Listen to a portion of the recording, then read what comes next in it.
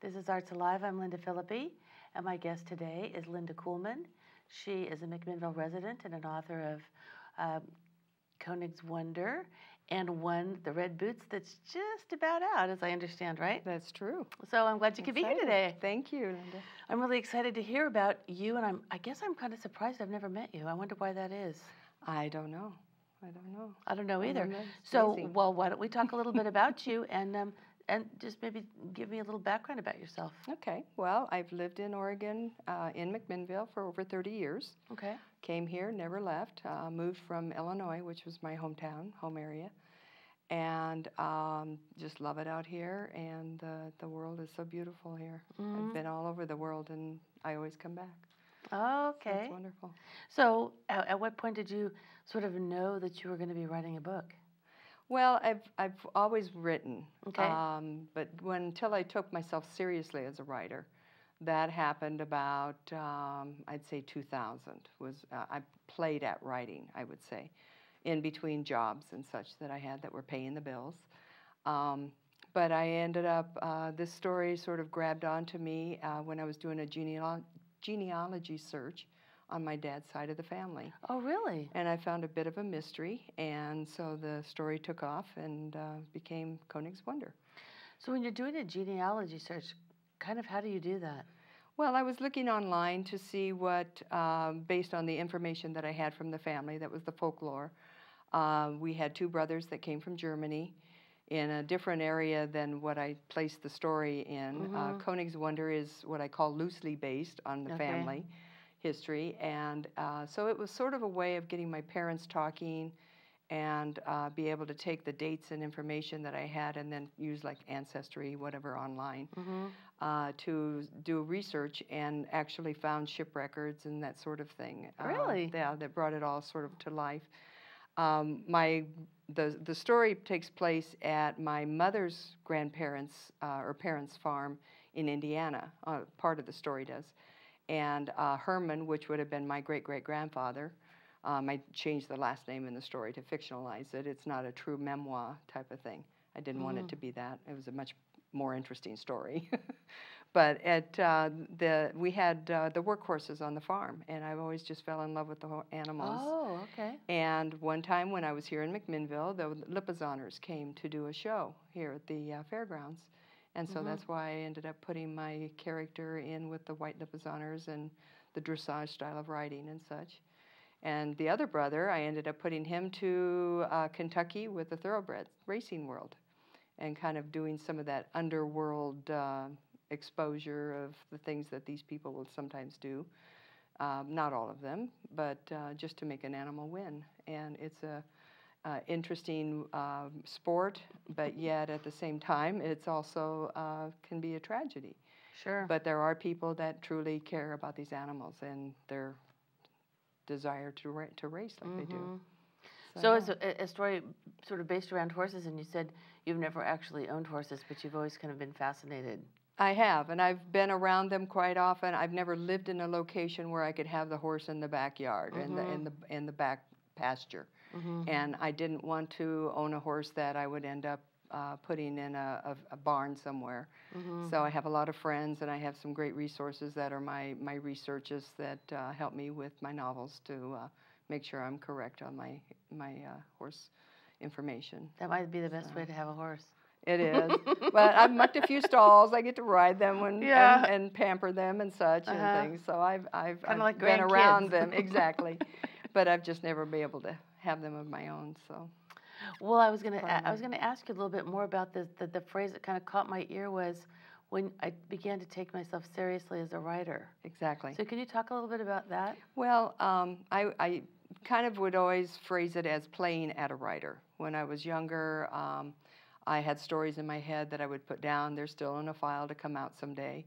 I don't have writer's block. I can't write fast enough because I have so many stories to do. But it was, I found eventually that I was letting life get in the way of the writing. And when I decided to take it seriously was when I made it a priority. And it took first place. And I was still working as a systems analyst for the Judicial Department when I decided to do this novel. And so I was teaching 7 days a week, classes, sometimes 2 and 3 classes a day on computer software. And I was writing the curriculums and the materials. So I was writing, but it was technical writing. But that paid the bills, so that was okay. Sure. But then when I decided to take this story and complete it, that's when I just started eating and sleeping this thing when I wasn't working full-time. And so, or while I was working full-time. I would take pages with me and edit them at lunch, and I'd be on the road between here and Salem, because that's where my office was, or whenever I was traveling around the state to do the training. And it was an opportunity for me to find ways to make the writing take a forefront in my life. And that's what I call taking it seriously. So you had to start saying no to probably a lot of other things. A lot of other things. My husband would drive. When we go somewhere, I would end up editing pages, and then when I get back to the computer, I enter those changes and then move on to the next chapter or whatever. And that's what I have to do when a project takes on and grabs me and won't let go, and that's kind of how they are. So do you when you're doing a story like a novel like this, do you write from an outline, or do you just kind of wait to see what happens? Well, I usually like to write out what I call the first rough draft. I know Phil Margolin, who's a writer in Portland. He will take sometimes up to 2 years. I interviewed him about this one time, and he said that he sometimes will take up to 2 years just doing the outline and research for a novel before he even writes the first draft. And I have to write down the nugget that grabbed me as to why I wanted to write the story to begin with. And it may be 10 pages, it may be 20, who knows how long it's going to be.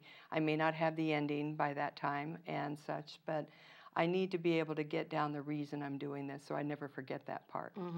Then I will sometimes go back and re-outline it so I can kind of see where the holes are, where I can add some different scenes, bring in some other characters for some tension, whatever, that type of deal. And it's, so I kind of work backwards, but my favorite line I have is that there's no right way to write, because whatever works for you is the best way to do it. Now, when you were in the process of writing either one of these books, were you involved in like a writer's group, or did you do any workshopping? Yes.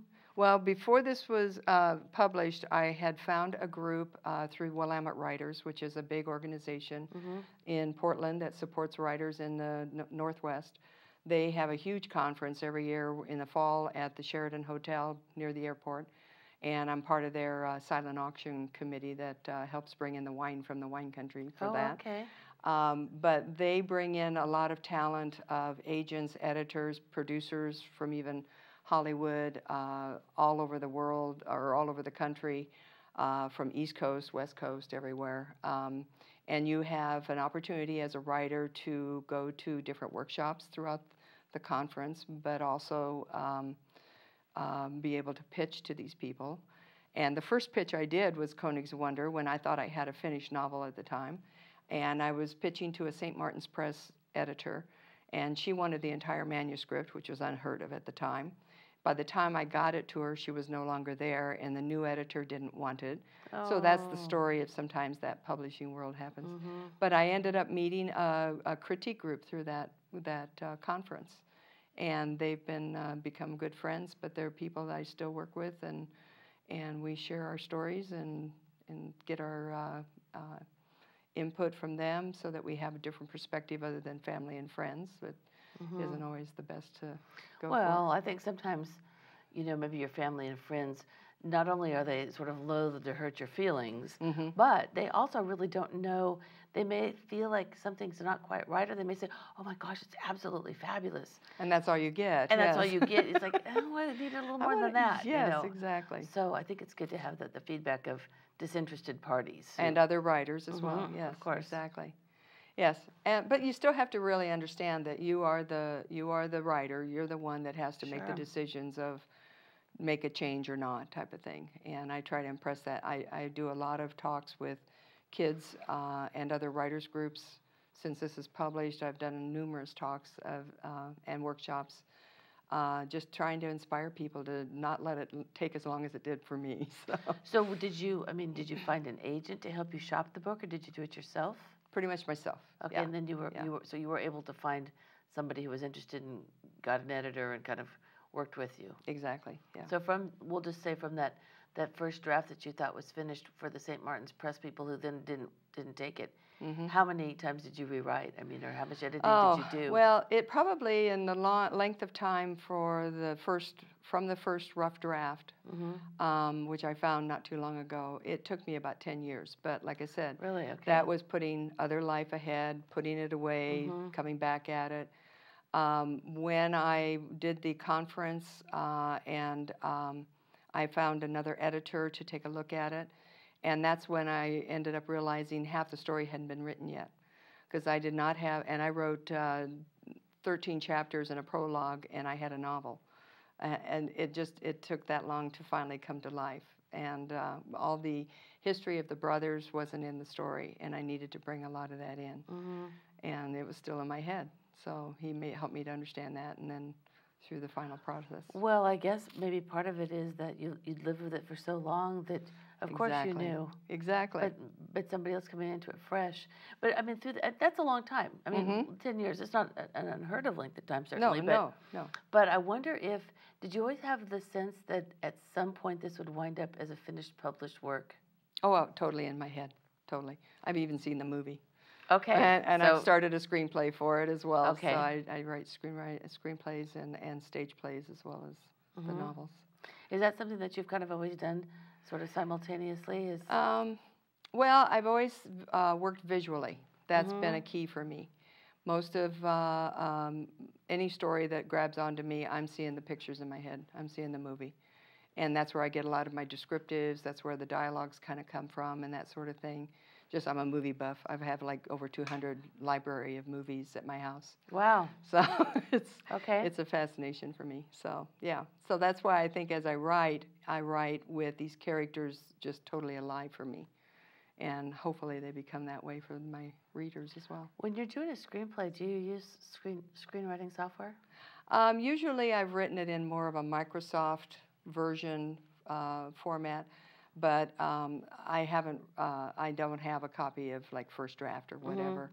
But I've looked at different copies of other screenplays to see the formats that they've used and that sort of thing, and stage plays as well. And so I just do my own on that. But because to me it's easier in the long run because of being able to, of course, I've taught the software, so I know most of the word processing world to be able to get those characters to move around like I need them to and such in the dialogue. It seems like, when you think about writing a screenplay, that, I know one of the things that I've read that they say is, you can't put in too much description. You can't say, she walked through the door wearing a red dress. Directors and actors hate to be told. Exactly. So, I mean, to some degree, unless you write the book first so that you kind of have that narrative, that document, you write a screenplay, and your idea is like really open to the interpretation by a director. Oh, totally. Especially. Totally. Yeah. Totally.